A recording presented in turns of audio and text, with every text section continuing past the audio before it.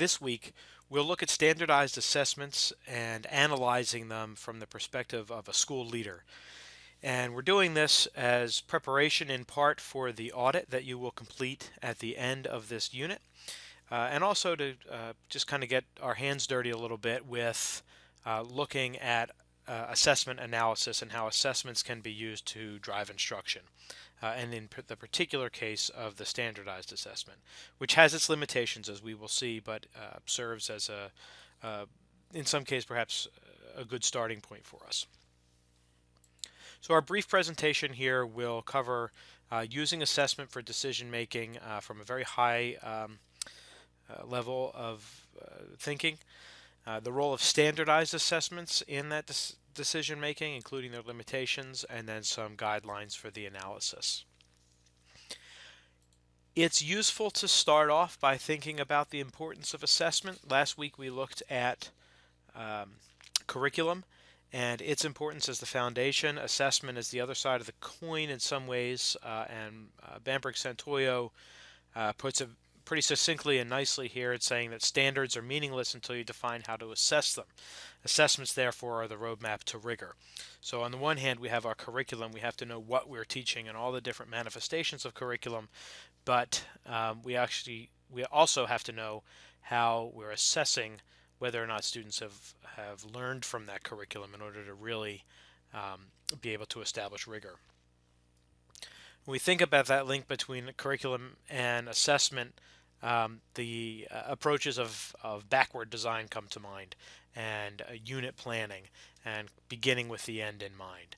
Um, and often what happens, as you know, is assessments are created near the conclusion of a unit of study, or a chapter test is used from a textbook, and the question is, how do I assess what I've taught up to this point? Really thinking about assessment in the bigger picture, and that maximizes student learning, is sort of thinking about that assessment first. How am I going to know what students have achieved what we're setting out for them to achieve in the curriculum, which is rigorous, and then working backwards from there. How do I make sure that I can teach what needs to be taught in order to get there? Again, this curriculum and assessment here are seen as two sides of the same coin, and equally important. And then, lest you think that this curriculum assessment link is too recent, or recent in its articulation, Ralph Tyler in 1949 in Basic Principles of Curriculum and Instruction, perhaps one of the first books to lay out a systematic approach to curriculum and instruction, in that book articulates that the educational objectives become the criteria by which materials are selected, content is outlined, instructional procedures are developed, and for our purposes here, and tests and examinations are prepared. So again, we're starting with the curriculum, and the assessment go hand in hand with that, and the instruction, as we'll see later, becomes the bridge between those things. Bambrick-Santoyo identifies four actions, or four components of a data-driven instruction system. And so his chapter in Leverage Leadership, chapter 1 on data-driven instruction, is part of the reading for this week, and is important to read or reread for the greater context of looking at data-driven instruction and different kinds of assessments that can lead us towards maximizing student learning. And so he defines assessment, of course, as the roadmap for rigor, and then the analysis, which digs into that and determining where and why students are struggling, implementing new teaching plans, and ensuring continual data-driven improvement. And so in a lot of schools, this represents a pretty major cultural shift for the schools. And again, as you look at your school in the audit that you'll do, you will consider the extent to which these practices are in place or not. When thinking about high quality assessments for data-driven instruction, again, Bambrick-Santoyo articulates that they're given 4 to 6 times a year, so these are interim assessments that provide continual feedback into the system, so to speak, and continual information about student learning towards the standards and the curriculum.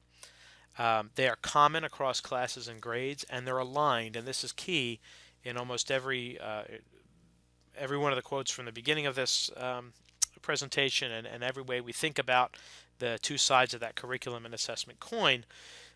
They're state test aligned, they're college ready aligned, they're curriculum sequence aligned, but they're aligned to what you're trying to achieve in the with the curriculum that you're teaching and what you're assessing. Now, when we think about standardized assessments, they don't do the best job of being high quality assessments for data driven instruction. So they're not given usually 4 to 6 times a year. There are some that are given, say, in the beginning, the middle, and the end of the year. But usually they're once a year, almost like checkpoints or progress monitoring. They are common across classes and grades. Usually in a school, the same assessment system will be used. And whether or not they're aligned to end goals and curriculum sort of depends on the school and the test and the curriculum that you're using. So they don't always make the best um, tests to use for data-driven instruction, and I would argue they shouldn't be the primary source used for data-driven instruction. Um, so thinking back to um, the qualities articulated by Bambrick Santoyo about the assessment being the roadmap for rigor and analysis being determined where and why students are struggling. Standardized assessments get close to being a robust assessment, but they don't always have the analysis tools close enough to the curriculum or the frequency of implementation to really be ideal for data-driven instruction. So you may be wondering at this point, well, then why are we looking at standardized assessments to begin with? Why aren't we looking at more authentic assessments within our schools? Um, One of the reasons is that we recognize that not all schools are um, equally along a line of along the progress in terms of their data-driven practices to have rigorous um, interim assessments and other sort of forms of local assessment in place. So we recognize that almost every school has a standardized test in place. It's a place to start. They're often not used for instructional decision making, but they can be. At minimum, they can be helpful in identifying trends and questions. And realistically, as a principal in a school, you can pretty much count on being able to see standardized assessment results for the school that you may enter as a new principal. And they can give you some good information or at least start you down a road towards asking some questions. But you cannot count necessarily on having other kinds of high quality assessments in place. So they're a good place to start.